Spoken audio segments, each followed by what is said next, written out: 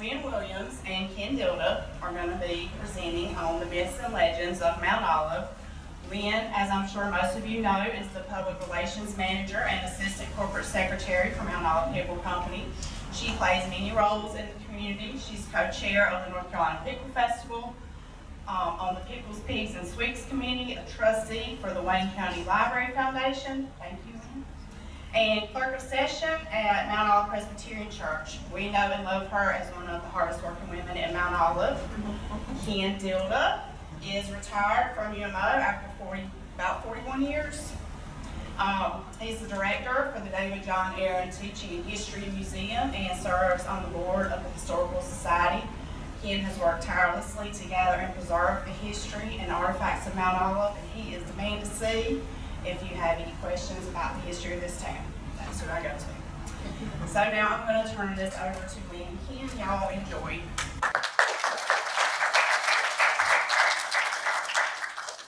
All right, so I guess we're going to be like dueling banjos tonight, something like that. And actually, this is, we're so delighted, both of us, to be here tonight. This is a program I think that Ken has wanted to do for a long time, Myths and Legends, and we've been excited about doing it, so it's going to be a lot of fun. And it just makes sense to kind of put this in the middle in the summer as part of our history celebration for Mount Olive, which we all know and love. So, are you ready to get started? You ready to get started? Okay, well, myths and legends. Every place has them, right? And even little old Mount Olive, and you'd be surprised at some of the things that we have. How many of you all have heard about the story of the bride of Polly Slocumb? A few. Okay. Well, Polly Slocumb was actually born in Duplin County, 1760. She married a Wayne County fella, Ezekiel Slocumb, and they moved to Wayne County, and they lived in the vicinity of Southern Wayne High School. And her story was first published by Elizabeth Elliott. She was a New England historian, and she wrote a book and published it in 1848, The Women of the American Revolution. And her goal for the book was to have somebody recognize a story told from each of the 13 colonies. And so we have the story, The Bride of Polly Slocumb. So here's the story. The Battle of Moores Creek Bridge. Okay, it was actually the first win for the Americans during the American Revolution. Moores Creek is about down I-40 a ways, right before you get to Wilmington. So that battle happened on February 27th, 1776. So the night before, this is the way the story goes, Polly has a dream where she sees a body wrapped in her husband's cloak, bloody and dead, and she sees that there are others wounded and laying around beside it. Well, she wakes up in a sweat, just alarmed. So she rises up, leaves her sleeping son in the care of her servant, saddles her horse, and rides off in the dark down to Moores Creek, the place where the battle, and to find her husband, Ezekiel Slocumb. Well, as the story goes, and as Elizabeth Elliott relates, by 8 or 9 o'clock, she's getting close, and she's close enough to hear cannon fire. And once there, she sees 20 or so wounded soldiers, just like she saw in her dream, under a tree. So she rushes over. None of them are her husband, but she realizes that they need her help. So she starts tending to the wounded. And in time, her husband comes upon her and says, "What in the world are you doing here?" And so she tells the story of him, about her dream. But it is a very joyful reunion. And sometime later, when she's done tending to the soldiers, she saddles back up on her horse, and according to the story, it's again in the middle of the night, and she rides back home to Dudley, just near in the vicinity of Southern Wayne High School, and returns to her home and to her child. And now, isn't that a fabulous story? Okay, well, this story actually was so fabulous that the Women's Monument was erected down at Moores Creek Battleground back in 1907, and it recognized the women of the Revolution, and Polly Slocumb is plays a prominent role in that monument. And so fast forward to 1929, the Daughters of the American Revolution, the Carolina Patriots chapter here in Mount Olive, coordinated the reinterment. So Polly and her husband, they sent their remains and reburied them down in front of that monument. And so there you see their tombstones. So they are at Moores Creek Battleground, resting there into eternity. And the Carolina Patriots, realizing that they might have lost something in sending their the Slocumbs down to Moores Creek, the next year erected a monument of their own on the site of Southern Wayne High School. Y'all know what I'm talking about? You know what the monument is? So, and there's a picture of it. Some people have never seen it. And see, now you're going to have to go by and take a look at it and what it says. So there's the story and its commemoration. And it talks about Polly's adventures and her famous ride, and then how that they were moved and reinterred down at the Moores Creek Battleground. So that's the story. But now, Ken's going to tell you the rest of the story. Years ago, can you hear me okay? Years ago, I resolved never to be on the same program as one who had majored in English and communications. Well, enough for resolutions, here I am with one who majored in English and communications. Well, Polly, you tell an interesting story, but it's just simply not true. There's no serious historian in the last 50 years who believes this story, and so my job is to tell you a few of the reasons why we do not believe in the ride of Polly Slocumb. Years ago, the college, as it was called then, had a reenactment of Polly's ride. A student got side saddled and rode a few yards on a horse, and Slocumb family members from all over the country came, and it was a big event. And I was asked to participate, and I respectfully declined because I knew the story was not true, and I could not be a part of an untruth.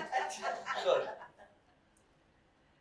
let's take a few of the points raised in the book as given to the author by somebody who knew Polly, and just offer you the evidence against the ride. Well, she mentions her son being given to the care of a servant before she left. The son was born in 1780. Are you doing the math? 4 years after the ride. The son was Jesse.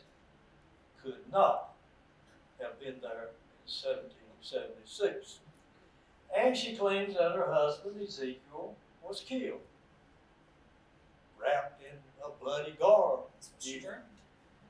Well, Ezekiel was not at the Battle of Moores Creek Bridge. He saw no military action during the Revolution until 1780. So Ezekiel is not at the battlefield. And she mentions the ride, which is intriguing. I don't know who can ride how far, in what conditions, but I seriously doubt if one can ride a 120-mile round trip, mostly in the dark, at any time. It's just highly questionable that feat could be performed. So as you go through a long list, it becomes rather obvious that we've got a disconnect between what Polly said versus what was. And so the website at Moores Creek Bridge today has denied this story. It has redeemed itself from its its earlier action in 1929 of accepting the body. And the joke in Mount Olive at the time was Mount Olive gave away its only claim to fame when it gave away Polly and Ezekiel to Moore's Creek. Mount Olive always claimed Polly, although she lived near Dudley. And the Mount Olive DAR chapter was very actively involved in spreading the word of Polly and what we now call the myth of the Polly Ride. There was reference to two books. The book that created the story is a reprint of an 1848 book that the library at the university has for those who might be interested. In this book, the author was given information by an acquaintance of Polly Slocumb. She never interviewed, saw, or met Polly.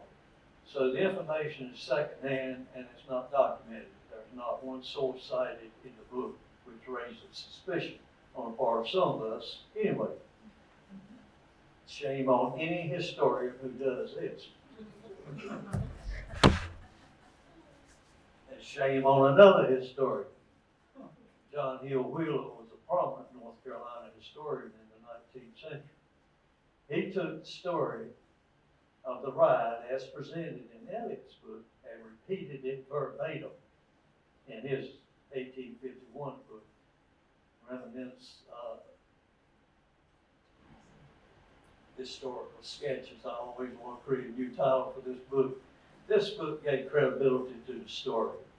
Wheeler was a prominent historian and believable.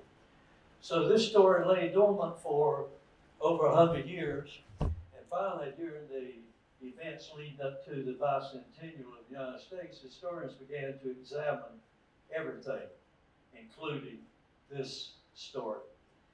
And it was at that time that the Moore's Creek battlefield took the lead in refuting the story. And an article published in the early 1970s has led other historians to follow up on the story. And all of any serious consequences have denied it. And so Ezekiel and Polly are forever rested at a place that they just visited for the first time.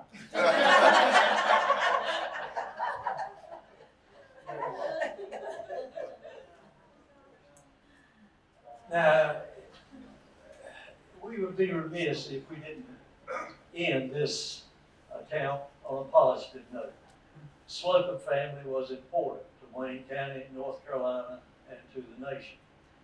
So I thought we would include what I call the family legacy.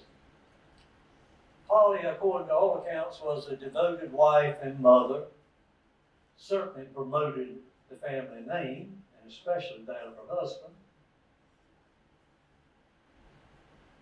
The husband, Ezekiel,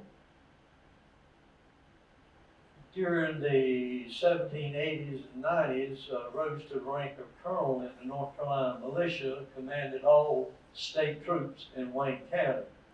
So he did achieve a level of military accomplishment, more so after the Revolution than during the Revolution. Ezekiel also served on the Wayne County Court, as it was called at the time, the governing body of Wayne County. He served 5 sessions in the North Carolina House of Representatives. The son, Jesse, was elected to the U.S. House of Representatives and is buried in the Congressional Cemetery in Washington, D.C. today. 2 streets, one in Mount Olive and one in Goldsboro, are named for the family. So the legacy of this family is significant, and I did not want to end this discussion on a down note, but on a more positive note to let us know the importance of this family. All right, so you ready for the next one? You might be more familiar with this one. Mount Olive. You know, there are no mounts in Mount Olive, and there are no olives either, right? Right? So how in the world do we get that name? So we know that Benjamin Oliver He was one of the founders of the town. He was a devout son of a Baptist minister and a store owner. And in the 1850s, when they were got a post office here in this village that had sprung up around it, they needed a name for the railroad stop. And the folks from the railroad suggested naming it Oliver Station, since Benjamin Oliver had the store here. But he was a modest fellow, and he resisted naming something for him along that line. So somehow in the conversation, it was suggested that, well, how about Mount Olive? And being a very devout man himself, that's how it came about. So, but obviously it's created confusion ever since. So the folks would get off at the railroads, the passengers would get off from the train and say, this is Mount Olive. Well, where are the mounts? And some of the locals would point over, well, it's over the hill's over there behind those pine trees. Well, then where are the olives? And somebody would point over to a little oak tree over here and say, well, there's that olive tree. And so the olive, so they would all be satisfied. They'd get back on the train and wouldn't know any different. But we know, right, that Mount Olive is located in the coastal plain of eastern North Carolina. How many people that you talk to that aren't really familiar with Mount Olive want to know if you live in the mountains? Right? So there are no hills around here, much less a mountain. And over the years, of course, this is a big agricultural area, and there was cotton. Cotton was big, potatoes, corn, tobacco was certainly big in the 50s, 60s, and 70s. At the turn of the century, that Mount Olive was the strawberry capital of the world, with our Westbrook strawberries here in town. And when I first heard that, we even grew rice here. And if anybody's been around in Mount Olive after it's rained, you can quite well understand how you can grow rice around here, right? So, and we all know about the bumper crops of cucumbers. They grow well here, and that's essentially how the Mount Olive Pickle Company got its start, because there were bumper crops of cucumbers that were going to waste, and they didn't have a home for them. So local business people created a company to create a new market for farmers and to establish the Mount Olive Pickle Company. Now, some of y'all are familiar with Mr. Johnny Walker, who was the president emeritus, and he ran Mount Olive Pickle Company for many years, from 1955 until 1990. And, of course, you have to appreciate Mr. Walker, and he had worked for years to see if somebody could grow some olive trees around here to make us a little more honest in our name. But turns out olive trees just don't grow well here. And for a while, Mount Olive Pickle Company did pack and sell olives. This was back in his day. And so back then you had to import the olives from Spain. And that worked well until Spain raised the tariffs and they got too expensive. And so there went the olives. So that left us in Mount Olive with no mounts and no olives, just pickles. So our next one is a little different. Murphy the ghost. Murphy was an inhabitant, and we're not so sure that he's still in, but we won't get there. The English and Oliver Brokerage House, which now is Ribeye Steakhouse, right? The building was constructed in 1910, and it was a produce brokerage place until 1958. For years after that, it was Simmons Hardware. That was my memory of the building growing up. But then it made the switch to a restaurant. And the first restaurant was the brokerage, named for the building. And it was in that state for a couple years, from 98 to 2001. Well, when the building was first opened, at night, for the first few times, they had a register upstairs. And when they would cash out at night, for some reason, there was always one Guinness beer that was in the register, but it was never assigned to any of the waiters. It was just there. And they couldn't figure out why. And this went on for a while. That every night when they cashed out, there was one Guinness beer that nobody could account for. So that was kind of creepy. But the other story, there were two others. One is, they were cleaning up after closing about 1 o'clock in the morning. The other staff was upstairs. She was downstairs, and she goes busting through the kitchen door, the swinging door, and hits somebody. And that's something that happens all the time. You know, you're going in and out the door and you're in a hurry. Well, there was somebody there and she hit someone. She's all apologizing, and then she realizes that there was nobody there, that everybody else was upstairs. That was the one I think that gave her the most chills. And there was, I'm trying to remember the other piece.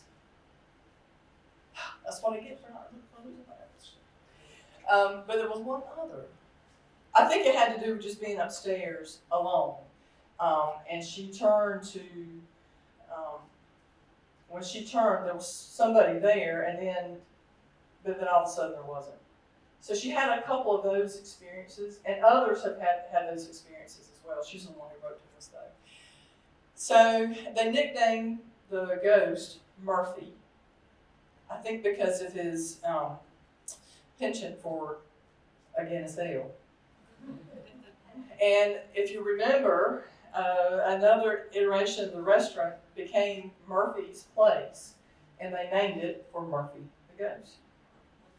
Now, the ribeye staff now, if you ask them about it, they laugh and they know about the stories, but they don't indicate that there's anything spooky going on upstairs. But now Natalie, for a while, got to where she didn't want to be upstairs or downstairs by herself.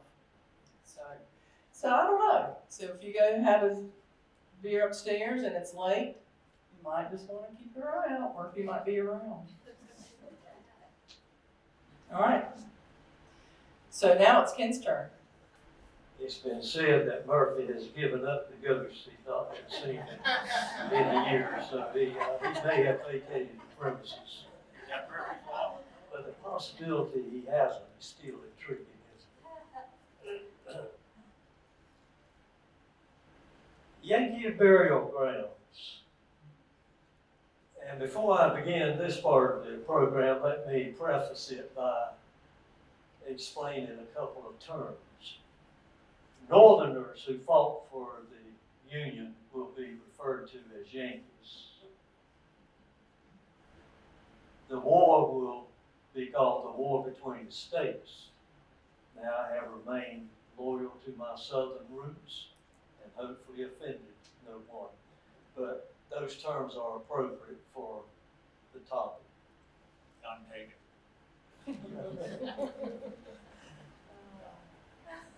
Why Yankee burial grounds in Mount Olive? It resulted from 4,200 Yankee troops. My professional training just pinches me every time I do this, but I'm going to try to get through being consistent with those terms. 4,200 Yankee troops left the Battle of Bentonville and came to Mount Olive to heal the wounds and the rest. And the largest encampment was approximately where the University of Mount Olive student housing is today, extending back close to the middle school. Campfires all over Mount Olive. One house dismantled to be used for firewood. The town had a population of about 100, so you can imagine most of the adult males were still away at war. So you can imagine the anxiety, the fear that was in this place at this time.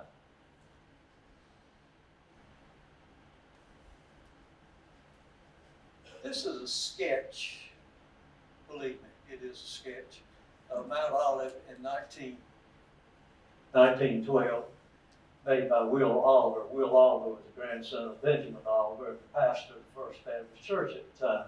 Very interested in the history of Mount Olive, as you can imagine. So he did the sketch of the town as he remembered it in 1870. And in it, he identifies what he calls a Yankee burial ground.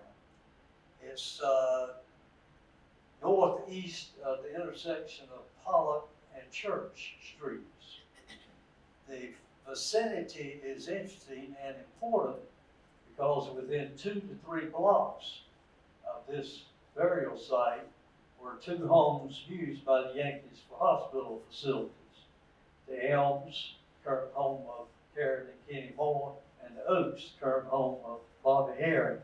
It would have been logical to have had a burial ground close by to those 2 major hospital facilities.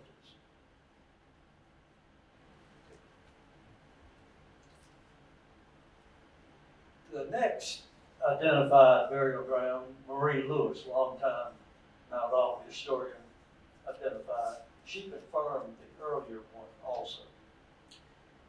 I have made a feeble attempt to do a sketch of 100 yards slightly northwest of North Martin and West College Street, placing it in the vicinity of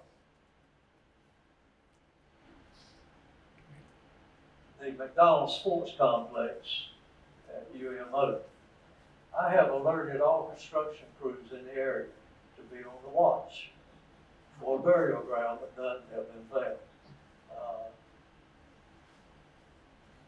And this is the Kerstetter Commons, the apartment complex that we know the largest encampment was in, and this is the sports complex that possibly still has Yankee soldiers in it.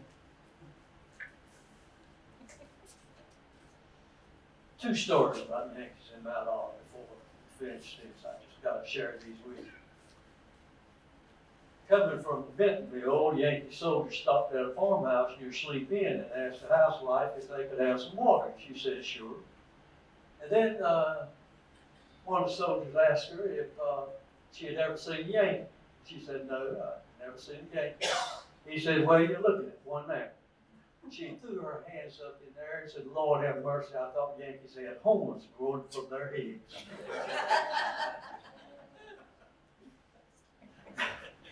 The other one involved Judson Kilpatrick, who was William Sherman's cavalry commander, an important officer in Sherman's army in his march through the South. He was with the troops in Mount Olive and took the house of Nanny and Lemuel Carnegie in the 200 block of West College Street as his headquarters. And he required Nanny to cook all the meals and to taste all the meals so as not to poison him. He was really concerned about being poisoned by Nanny. But Nanny did not poison him. They both lived to ripe old ages. He allowed her to keep all of her valuables. There are a lot of stories told about Yankees in the South during the Civil War, but you also have many stories like this. There's no instance of any personal injury by those 4,200 Union troops in Mount Olive. And Nanny being able to preserve all of her valuables is an excellent illustration of the conduct of most of the troops. They did forage for food, they did take food. We know one house was dismantled. Other than that, we have no instances of violence in Mount Olive in 1865. I had a lady from Mount Olive who told me years ago the very possibility that there may be a Yankee still buried in Mount Olive causes her to cringe. Old sentiments about the war die hard, and thus they do about this war. Yankee burial grounds in Mount Olive remain an unsolved mystery. Does anyone see anything wrong with this obituary? Yes. See anything incorrect in it? Except for one of you. One of you cannot respond. Anybody see anything incorrect?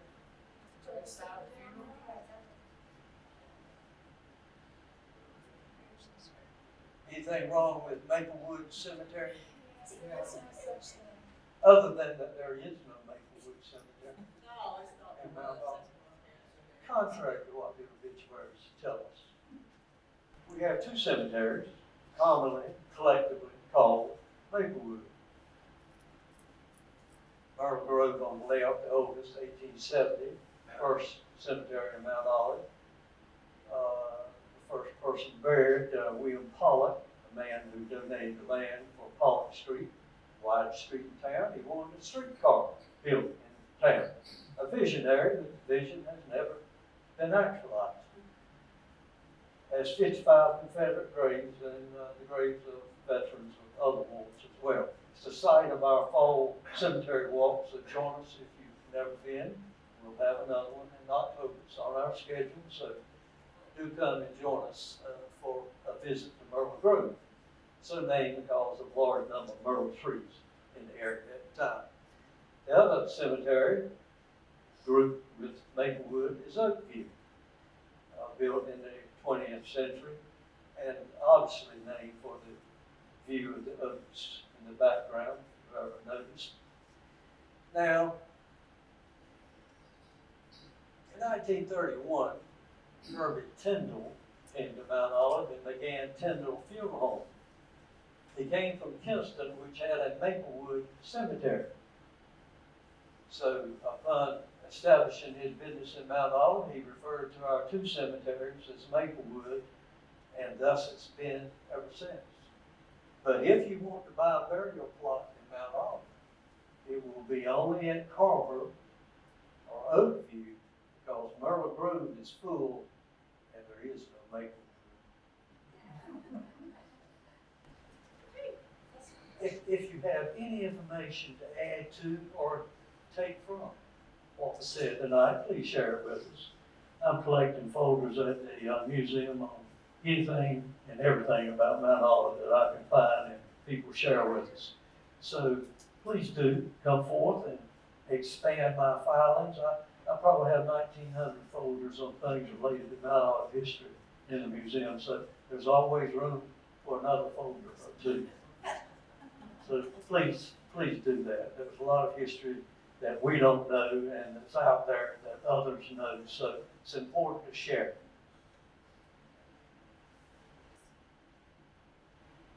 Well, this has been fun for us. Lynn and I have, we enjoy doing this kind of thing, and I hope there's been something said of interest. And hopefully we'll have other things of interest to say along the way. But do invite you to be a part of our celebration this year.